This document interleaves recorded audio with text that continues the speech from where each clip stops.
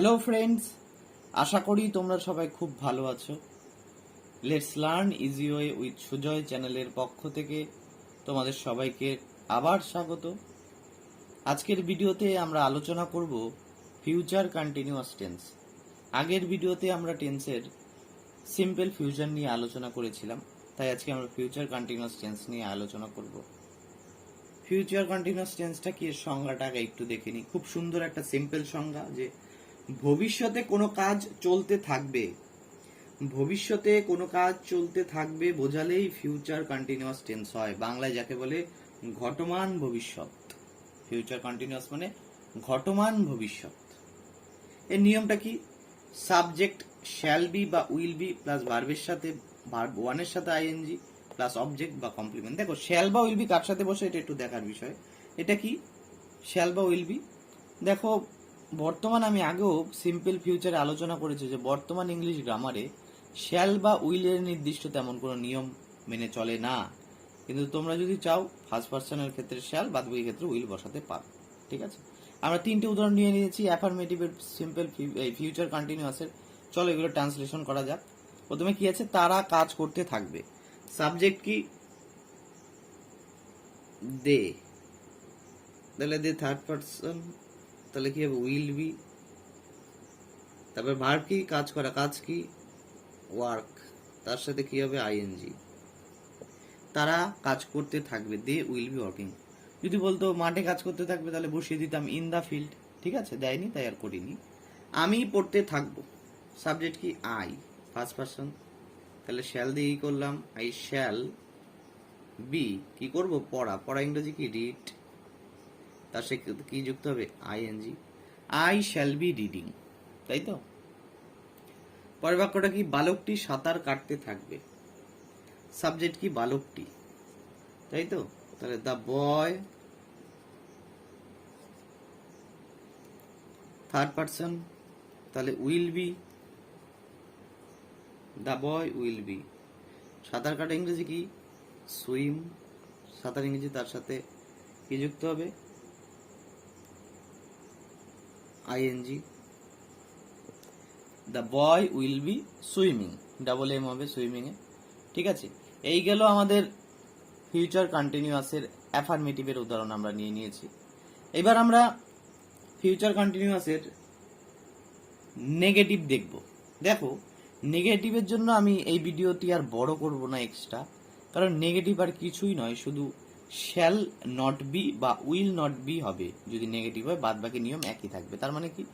Subject plus shall not be বা will not be plus ভার্বের ওয়ানের সাথে আইএনজি প্লাস অবজেক্ট বা কমপ্লিমেন্ট। আমি যদি এই বাক্যগুলোকে আমি নেগেটিভ করি, তাহলে দেখা যাক। তারা কাজ করতে থাকবে না, তাহলে কি হয়ে যাবে? They will not be working, তাই তো? শুধু উইল নট চলে আসবে। চলো আমরা এর নেগেটিভের ফর্মটা দেখেই নি, করেই নেওয়া যাক। চলো দেখো, বাক্যগুলোকে আমি নেগেটিভ করে নিলাম। তারা কাজ করতে থাকবে না, তাহলে কি আসবে? দে উইল নট, শুধু উইলের পরে একটা নট চলে আসবে বা শ্যালের পরে। They will not be working. তারপর এটা কি হবে? আমি পড়তে থাকবো না, I shall not be reading. তারপর বালকটি সাঁতার কাটতে থাকবে না, the boy will not B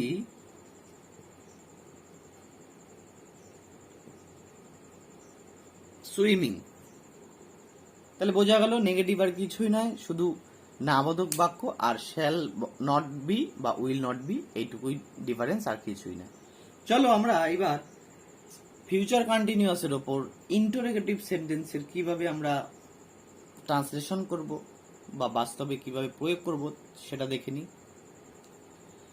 দেখো, আমরা ফিউচার কন্টিনিউয়াসের ইন্টারোগেটিভের তিনটে উদাহরণ নিয়ে নিয়েছি, এবং ইন্টারোগেটিভের আমি নিয়মটা এখানে বলে দিয়েছি। কি কি?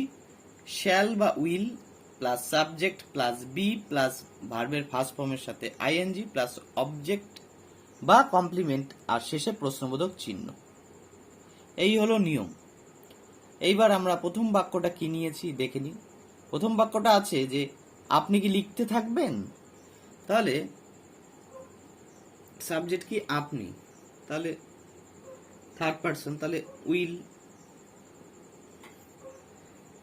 শ্যালও দিতে পারো, কাটার কোনো প্রশ্নই ওঠে না, আমি আগেই বলেছি উইল, সাবজেক্ট কি আপনি, ইউ, তারপরে কি আসবে বি, তারপরে ভার্ব কি লেখা, তার সাথে যুক্ত হয়ে যাবে ING, will you be writing, শেষে প্রশ্নবোধক চিহ্ন। পরের বাক্যটা কি আছে, তারা রামের জন্য অপেক্ষা করতে থাকবে, তারা, সরি একটা কি বাদ গেছে এখানে, এখানে হবে তারা কি রামের জন্য অপেক্ষা করতে থাকবে, তাহলে সাবজেক্ট কি নেব, সাবজেক্ট নেব তারা, দে, একের বেশি, থার্ড পারসন, তাহলে উইলই আসবে, উইল দে বি, ভার্ব কি অপেক্ষা করা, অপেক্ষা ইংরেজি কি ওয়েট, তার সাথে ING, will they be waiting, কার জন্য, for Ram, will they be waiting for Ram, তারা কি রামের জন্য অপেক্ষা করতে থাকবে।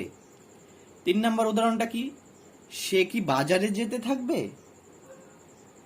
তাহলে সাবজেক্ট কি সে, এখানেও থার্ড পারসন, তাহলে উইলই আসবে, তারপরে সাবজেক্ট, তারপরে বি, তারপরে ভার্ব কি যাওয়া, তার সাথে ING, will he be going কোথায়, টু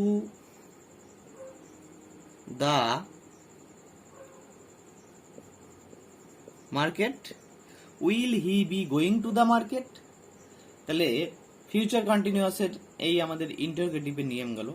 এবার আমরা ইন্টারোগেটিভ নেগেটিভের নিয়ম করব, ঠিক আছে। চলো, ইন্টারোগেটিভের অ্যাকচুয়ালি ইন্টারোগেটিভের নেগেটিভটা আর কিছুই না, মাঝখানে আগের মতোই শুধু নট চলে আসবে, নট প্লাস সাবজেক্ট বা সাবজেক্ট প্লাস নট, ঠিক আছে। চলো আমি দেখিয়ে দিচ্ছি তোমাদের।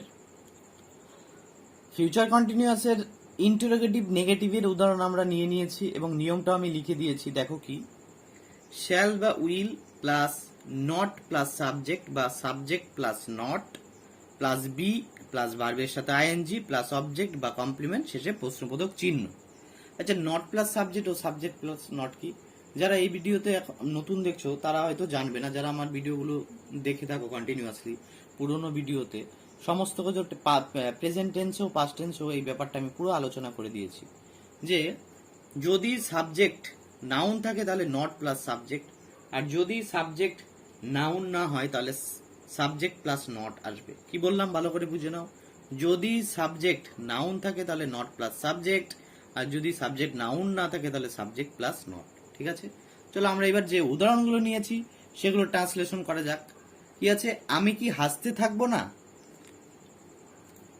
তাহলে প্রথমে কি আসবে, শ্যাল বা উইল, তাহলে আমি ফার্স্ট পারসন, শ্যাল, শ্যাল, তারপর কি আসবে, নট প্লাস সাবজেক্ট নাকি সাবজেক্ট প্লাস নট, আমি, এটা যেহেতু প্রোনাউন তাই তো, তাহলে কি আসবে, সাবজেক্ট প্লাস নট, তাহলে শ্যাল আই নট,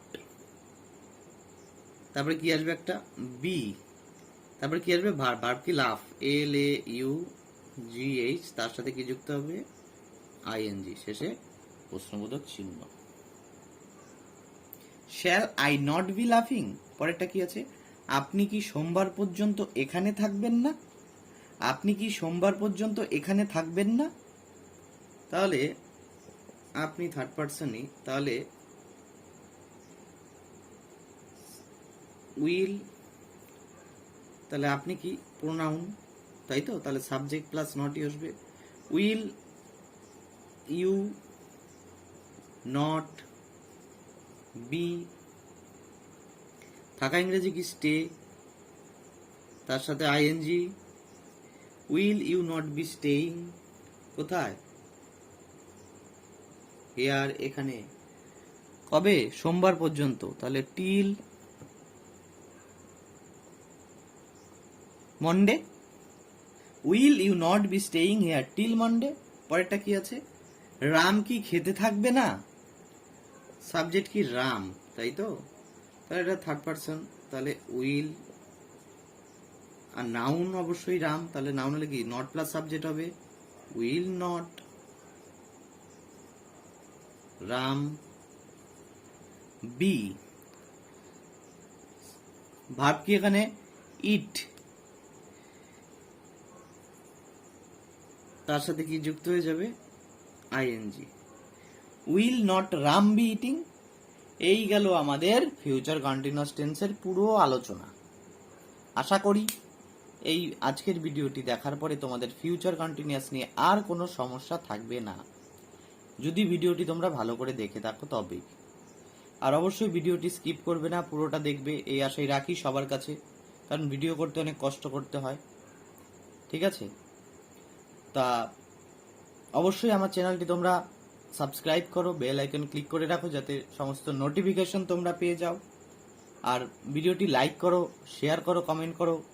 ঠিক আছে, চলো সবাই সুস্থ থেকো, ভালো থেকো। তোমাদের সাথে দেখা হবে আবার পরবর্তী ভিডিওতে।